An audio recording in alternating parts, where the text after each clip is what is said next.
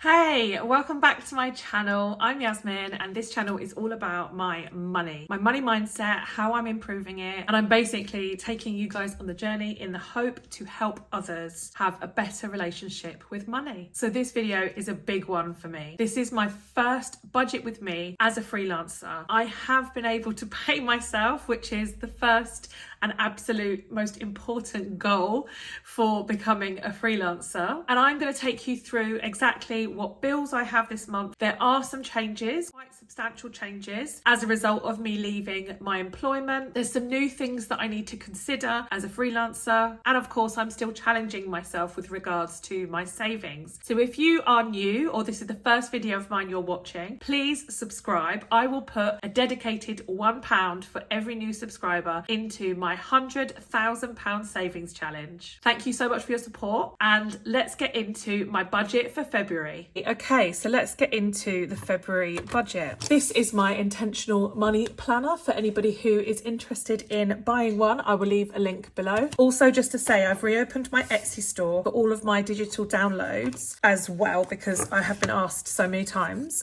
So I've finally gone ahead and done that. So this is the month of February. I've just planned out all the dates into the planner, and I am planning February as a 4-week month. So I'm counting the week beginning 30th of January, 6th of February, 13th of February and 20th of February. However, I'm also going to account for my car payment, which comes out on the 28th. So we'll be in the next 4-week period. However, I just want to make sure that I've covered that bill anyway, even though it's slightly outside of the month. I've just noted down all of the main bills that I have coming out. So on the 1st, I have childcare and council tax. I actually think that council tax might not come out then, because I think I pay my bill over 10 months, but I've accounted for it anyway, just in case. Then I have my cleaner every Thursday, energy on the 4th, home insurance on the 7th, cleaner again on the following Thursday, mortgage on the 14th, cleaner again on the following Thursday. And then on the 20th, I have my life insurance, health insurance, which is a new bill, phone, contract, my cleaner on the Thursday, Virgin Media on the Friday, and my car payment on the 28th. So that is all of my bills planned out. So just moving on to my planned income, I'm planning on paying myself £3,000 from my business. I'm also due to receive £525 child maintenance. I haven't got any specific plans for anything else. I might sell some stuff on Vinted, but that will then just be over and above. I'm wanting to plan this as a sort of worst case scenario, because I don't want to get caught out, particularly with it being my first month relying on my own business income. And then planned use of sinking funds, I do have £220. So I've got some money in my health envelope, and I had a wisdom tooth extraction on my work health insurance. I have, as you may have noticed, carried over my health insurance and I'm now going to pay for it myself. However, I had a consultation to check that the wisdom tooth operation had been okay, and I had that in between the two health insurance. There was like a gap in between, which wasn't my fault, but there was nothing that could be done about it. So I now have to pay for that appointment, which was £220, which is less than ideal, because it was literally a 10-minute appointment to say that I was discharged. But there you go, that is the way it is. If I hadn't have had that on health insurance, then I don't know when I would have had that tooth taken out, and I feel so much better. Or I say that tooth, it was 3. So I'm planning to use £220 from my health sinking fund to pay that bill. I haven't filled in my goals or anything yet. I am going to have a think about those, because there's still a little bit longer this week before February starts. My fixed expenses for the month are childcare at £350. That has gone down slightly because I've reduced the amount my kids are in childcare now that I am a little bit more available and can do some of the drop off and pickups myself. Council tax at £146. Energy is £150. Home insurance is £22. Mortgage is £942. Life insurance is £14.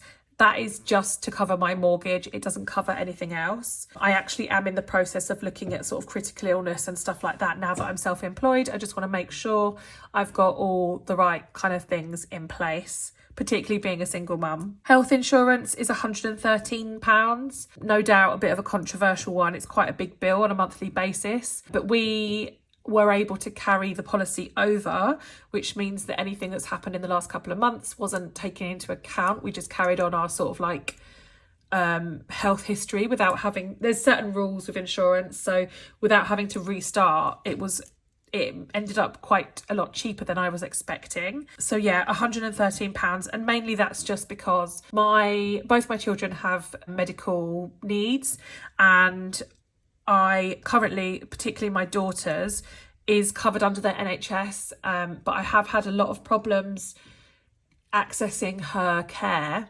during the last few years, and it's quite a serious condition that she has, and I've not had to use health insurance, but I'm really nervous that I might need something. So at the moment, you know, she's covered, but there are other things that can happen as a result of her condition. And I just want it for peace of mind. But anyway, it's personal choice, isn't it? Phone is £22.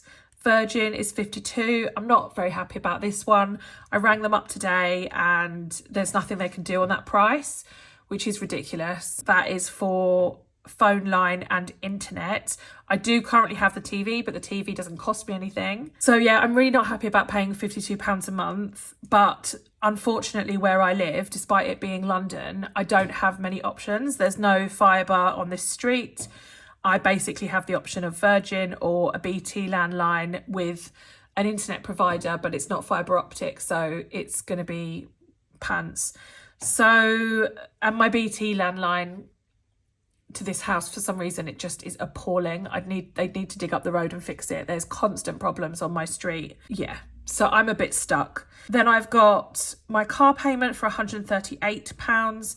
I've accounted for the cleaner, £240 per month, and then Spotify as well. So if I have my planned income at £3,745 for the month, which includes £220 of sinking funds being used, my pay and the child maintenance, I pay my fixed bills and I then have a remaining £1,546. So moving on to my variable expenses, I've got food down as £200 for the month, which is £50 per week. Petrol at £50, personal at £80, social is £80, household is £10, and miscellaneous is also £10. So that's £430 on variable expenses for the month, bringing me down to £1,116. I haven't topped the ISAs up for a while, so I'm going to put £20 in Amber's ISA, £20 in Callum's, £75 in mine, which is the minimum payment that you can make, and I'm going to put £200 in my emergency fund, £220 in my £100,000 challenge, and £220 is to pay the medical fee. So I've just put from the medical sinking fund, which I'm sort of classing as a debt essentially because I need to pay that bill. That all comes to £755, which will leave me with £361 left to stuff into my sinking funds. So the way I've allocated those is £40 to my water bill, £20 to Callum's birthday, £40 to Amber's birthday because I'm sort of catching her up because her birthday is sooner. School is getting £30 this week. Car maintenance is getting £40. Home maintenance is getting £20. I've currently got £100 in that sinking fund, and I have contacted a plumber to try and come and look at my bath. So I'm really hoping that I've got enough to do that. Christmas is £30. Days out is getting 20, clothing's getting 10, occasions is getting 10, kids activities is getting 20, education is getting 20, health is getting 40 to top it back up after me having to pay my bill for my appointment. I do need to get this health up because the kids need a trip to the dentist and I need new glasses. And giving is getting £20. So that's a total of £360 that I'm stuffing into sinking funds, leaving me £1, but I'm not fussed about that. I'm going to just kind of ignore the pound. So that is my monthly budget. What do you guys think? I think it feels quite reasonable. I am excited to put £200 into my emergency fund and 220 into my 100k challenge. I also hope that maybe I can pay myself more than that.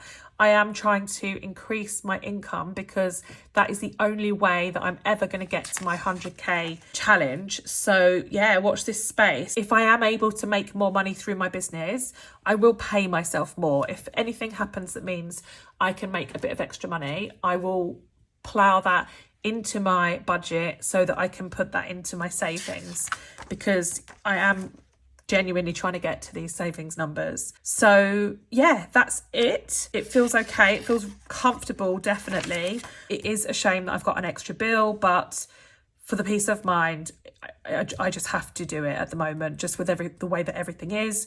Obviously, I'm incredibly fortunate to be able to do that. And to be honest, I wouldn't really do it usually. It was just that I had it in my workplace and they offered me a very discounted rate to take it on myself from there. So yeah, that's it really. That is my month. And then I have just planned out my weeks in terms of my variable expenses, because I am keeping them standard every week. I'm giving myself £50 for food, 10 for petrol, personal's getting 20 and social's getting 20. Household miscellaneous are slightly different, but because they only need like £10 in the month. So yeah, that is my budget for February. I hope you are all doing well, and I hope your budget is looking okay for February. And I will see you in the next video. Bye.